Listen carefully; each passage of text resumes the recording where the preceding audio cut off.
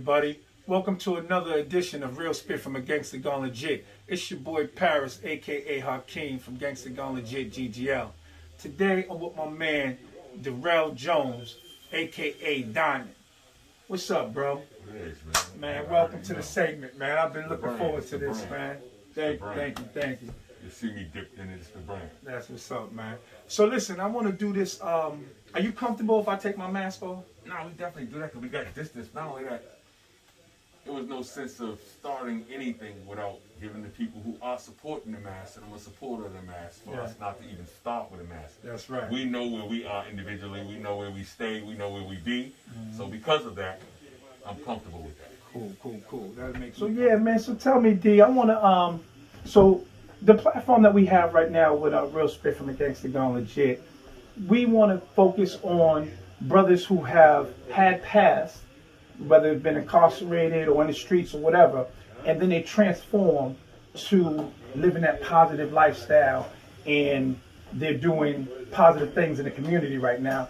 And when I called you, brother, the reason I wanted you to be on this show is because you're definitely that brother. You've been, in the system, and you've been out here for the past few years doing the right thing.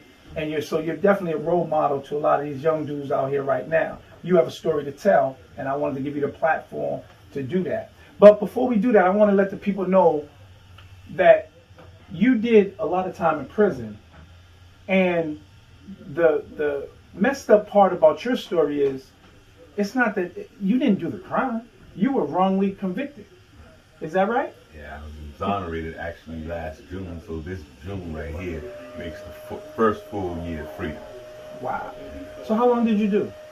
In total, they kept a chain on me 35, but 32 of it right in that pen. Hold up. 32 years, brother? Right. Okay, so please, I'm going to sit back and I'm going to listen to your story. Just let us know what happened. Take us back to when it started, how long you did, and when you got out. So when you went in and when you got out. And then I'll let you just tell your story and I'll let it unfold. Well, unless we got some kind of time machine, even for the audience, I couldn't do 32 years of what I dealt with in that time limit. But I was 18, man, when I went in there. And, I went into Walpole prison when it was Walpole prison, Right. So it was some trying times. But I went in because, I was actually doing something at the Roseland Ballroom. And when you talked about my bro, Big Chuck Stanton, we were all there, you know what I mean? And I had went to this other spot over in Brockton. So you kind of make a name out there. And that diamond thing was clinging. And so I'm kind of at a spot out in Brockton at a bar. And a homicide happens, you know what I mean? And the cops just, however they wigged it, however they figured it, man, they just focused on me. You know what I mean? Like, he's not from here. He's coming from Boston. He's coming out here. Don't flam out here. You know what I mean? That's how I took it when this happened. And they put a body on me, just like, any other case. There's nothing unique in the fact that I was incarcerated. What's unique about each one of us that this happens to is that, one, it happens, right? That's unique, that it is happening. And the other thing is that we're all having different experiences getting through that. Some didn't make it through. People just totally forget that. There's brothers that were innocent, sisters that are innocent that didn't make it through. Those are more common points than my story. My story is their story. So when people tell me that, I say, hey, listen, man, I've done enough of those kind of interviews, right? Google it. Just Google the name. You'll see what they did to me, corrupt cops, and really make that simple. I'm trying to use this part of life, man, that I have left to interpret what the hell I learned in there and what I need to provide back out to our people. You feel me? Absolutely. But, in a nutshell, they put this man's body on me, man, I never even met, never talked to, never seen, didn't even actually know the face of the man I was in. Long story, crazy story, right? And they cut up a video, you know what I mean? They took this video and they couldn't get one witness to be like, that's him. And basically they took the video and they cut it and they put a TV show in the middle. And then they lied about how it got on there. But technology now proved, like, nah, you was using different tapes. You were actually editing this up to say what you wanted it to say. So they doctored it? Bro, that ain't nothing. They gave the lawyer that they gave me waited to the third day of trial and broke out, was like, oh yeah, I forgot that I represent Officer blah, blah, blah, Officer Shanks, he's representing all of these cops that putting this case on me and never even told me that he representing them. And he been representing them since 67, the whole Brockton Police Department, bro. Wow. And in this state, I'm the only dude, listen, bro, whatever could go wrong, went wrong. I'm the only dude, bro, that is sitting in the prisoner's dock the whole trial, and the lawyer is sitting like a car on a lift half away. I never even talked to the cat. I had my trial in a box by myself. Wow. You understand? Like the most unusual part of me getting out of prison is Miss Somebody, one of the jurors. I had an all-white jury. I had all the odds against me, man. You couldn't roll another set of dice. You know what I mean? More twisted than these. Right. And this lady came forward. You know, here it is, 30 years later. I want to die with it, I suspect. You know what I mean? Mm-hmm. I heard. And she came forward and told us what they had did in the jury before it even started. 3 of the white guys who had already decided, like, you know, they said, she asked them, was it because he's black? Like, they were like, you know, be out of here. And they were like, yeah, like, because I'm black, let's just get out of here. So even before they heard any evidence, they was already like, we're out of here. He's black, that's what they do. Wow. So, man, there's so many angles I get hit with. That's why I said, look it up. You know what I mean? The matter is, Malcolm said that prison was second to college if you used it that way. Right. So I used it that way best I could. So the applications that I'm trying to apply on anybody's video, especially with you, we a fan. We do this. I'm supporting this brand. Appreciate I that. like this brand. You know what I mean? And I understand where you coming from with this brand because we coming out the same desert. Right. You know what I'm saying? Absolutely. Let's get to that desert talk and get him something, man. Whatever you got in mind, but let's get to that desert talk and let's talk about what we got out of that. Why are we even doing half the things we do? Right. You feel me? I'm here with my man. So on that note, let the people know. So basically, I'm gonna recap. So you did 32 years for a crime that you didn't commit. Exactly. You know, and they railroad you back then, just like they're doing to brothers today. Exactly. They definitely used the race card, and because you were black, they put that on you, and because you were from Boston. Right. All right. Well, I hope that they're gonna pay for that. I hope you're gonna make them pay. Man, you know, the idea of prison, man, is not what people think it is. It's an account they want too. They're collectors, man. Everything is finance, right? In exchange, like slaves, and everything was an exchange for these people, right? Right. So the financial gain they got in me wasn't what you would think. Like, yo, you give them some bread. Your bread doesn't bring back 32 years of my life. It doesn't bring my grandmother back who raised me, who I love. You know what I mean? Couldn't go to a funeral. It doesn't bring my brother back. It doesn't bring my son back. Yo, there is no dollars. When people actually talk to me about dollars, I go, yo, everybody out here probably had way more dollars than me because I didn't have dollars. I had prison money to do, and whatever dollars I had, it was enough for prison. You know, even if you got the most in prison, you're only spending so much. Canteen is set for everybody at a price. It equals out. Listen to Lil Boozy, Window of My Eyes, you'll understand that, right? When he was on Angola. But the principal point is they want an account too, bro. They were trying to get my spiritual account.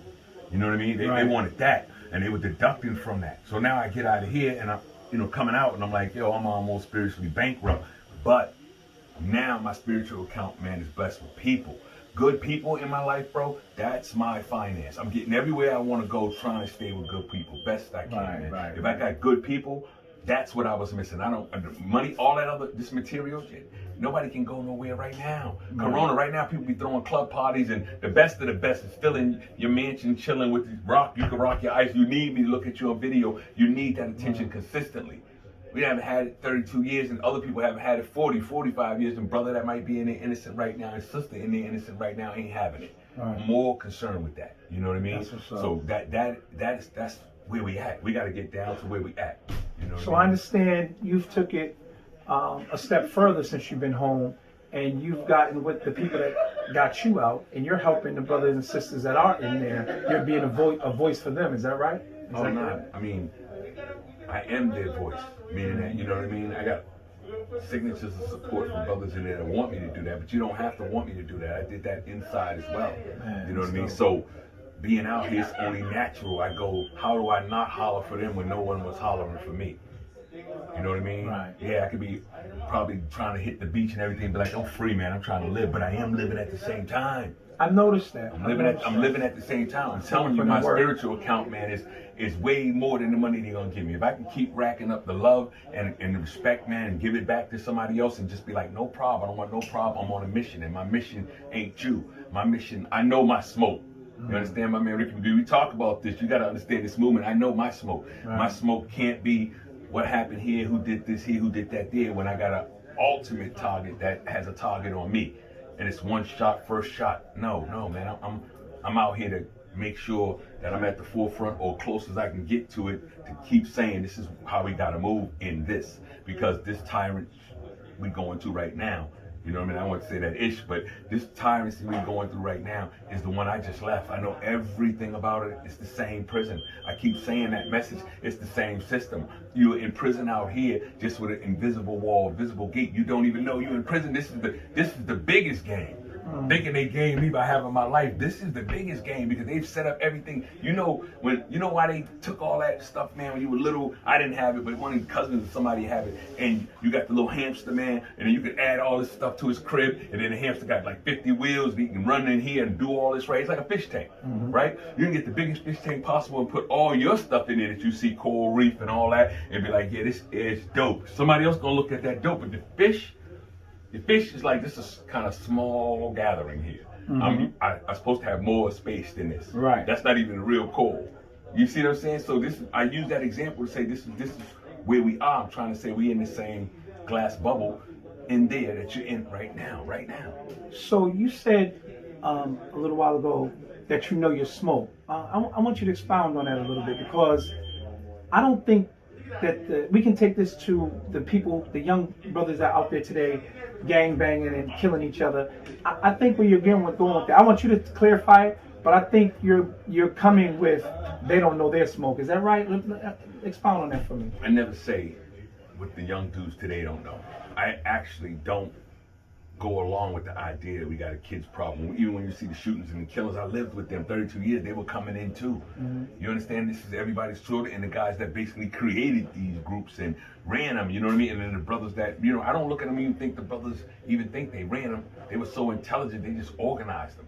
And it looked like they ran them. And some brothers are in jail for that, saying that you ran this group. That's right. You really didn't run them. You just was an organizer of things. Barbershops, you could have built anything, but you didn't know none of that exists. You see what I'm saying? So when I'm saying that, the difference of know your smoke, I'm saying, yeah, we got the temperament of, I'm getting mines back, bro. You can say whatever you want to say to me.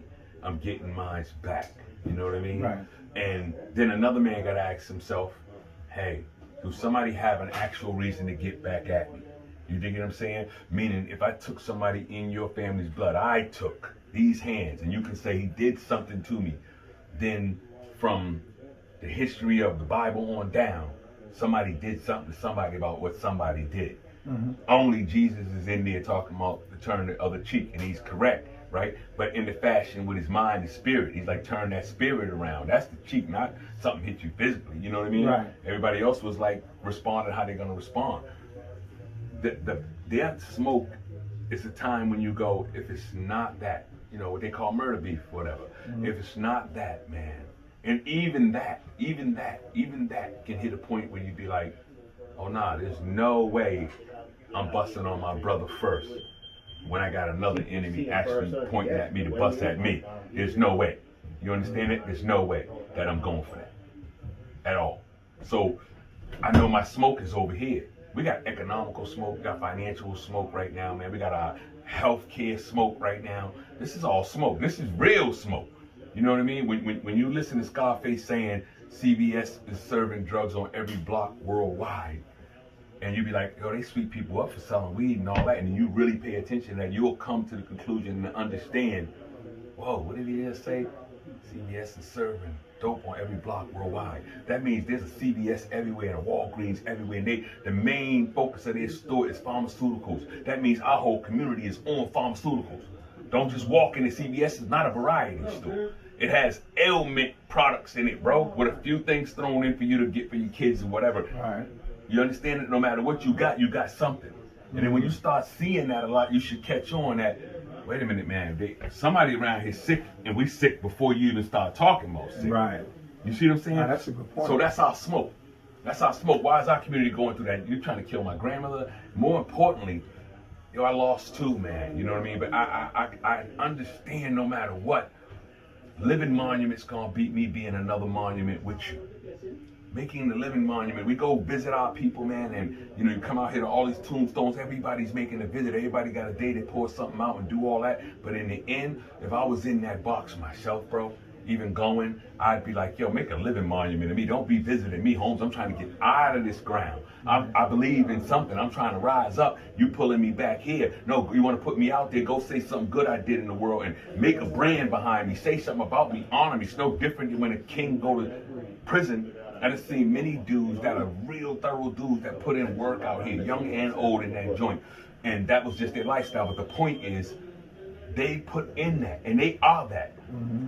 And Holmes, I see mail coming, and I don't see the mail coming to them. You feel me? Yeah, and I go, yo, how could I, give up my life for you and be in a game that has no proceeds in it? Right. Actual proceeds, meaning proceeds is something that not gathering money. Proceeds is something that go with you everywhere you go. Like I was saying, my spiritual account, put something that go with you everywhere you go. You can't be broke. Right. It's like that cat that you be like, he got a black card, he got a platinum card. Nah, you better watch that cat like Bill Gates or somebody. When they walk in a place, they don't have to bring a damn card. I'm Bill Gates, you know I am. I don't carry no money, no card. Just put that somewhere. I got so much, right? We don't know that wealth. We know advertising wealth. Mm-hmm. We know check us out wealth. You know what I mean? Peep what our brands are wealth. Mm-hmm. You better check these glasses. These glasses are 500 versus these boots another 1,000. Right. That tells you I'm doing well. Wealth. No, but that tells you I'm doing well. Mm-hmm. That still didn't counter the CBS factor. That's right. You look sharp, but it's a whole bunch of us sharp, man. Black men, especially with all kind of ailments. You dig what I'm saying? Going through all kind of things, man, right? Liver cancer, cancer, man, diabetes, and it be dudes sharp as hell.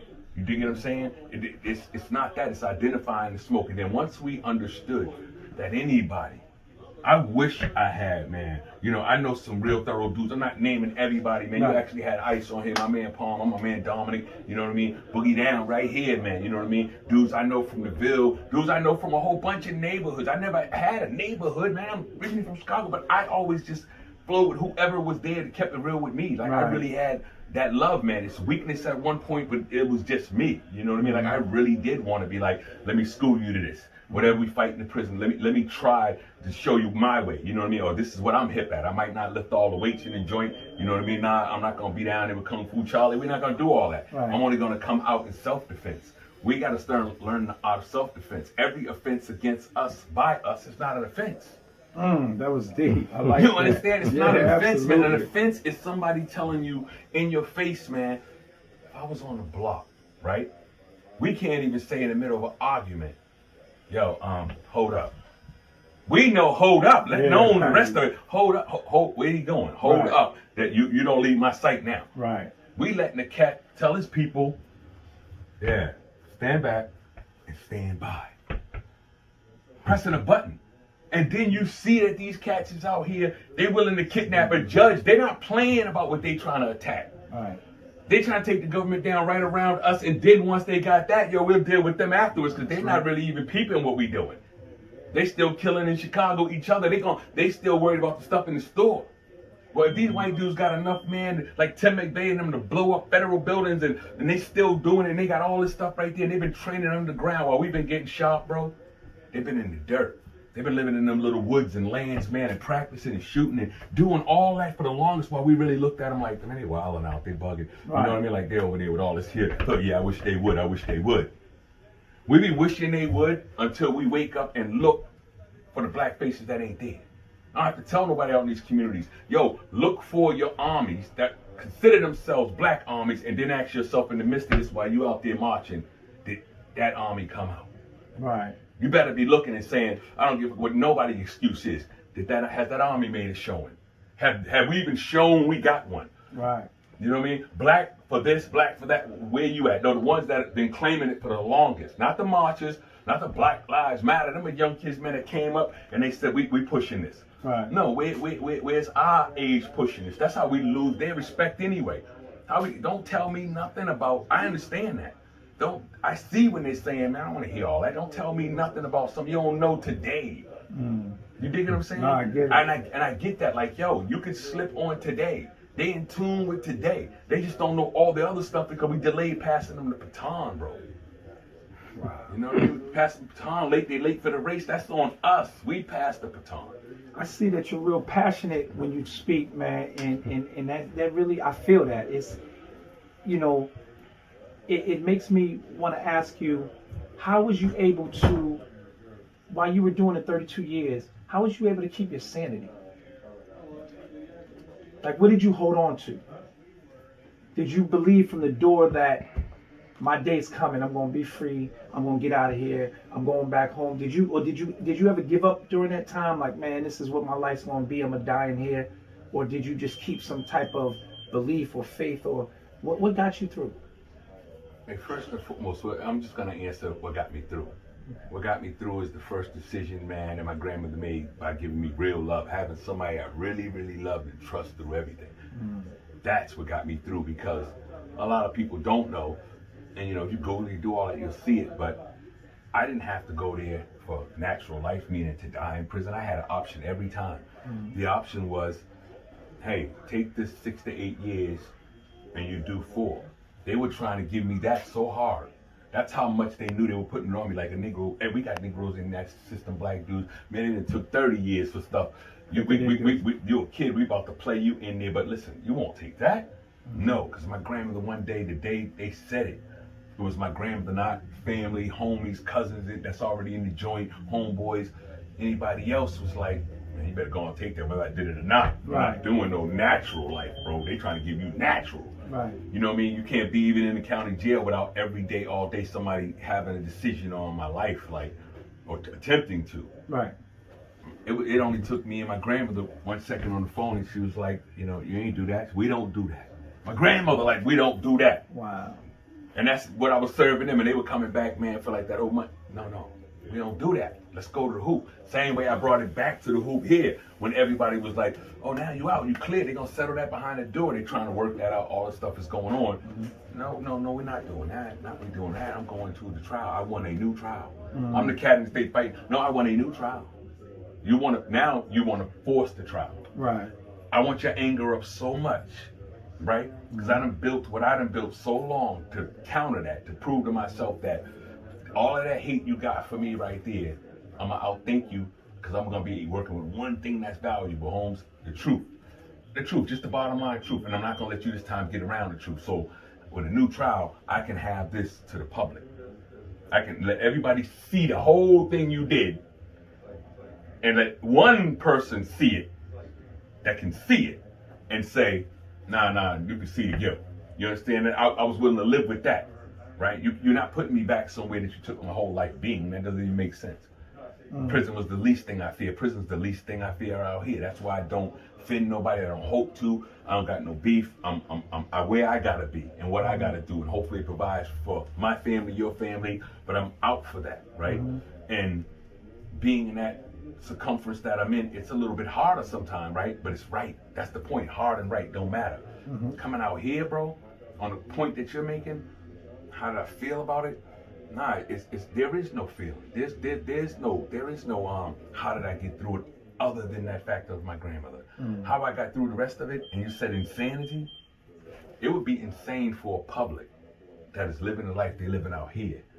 You understand that? For somebody to be well-dressed, man, and living it up and have the best car, and then his children are having trouble in school.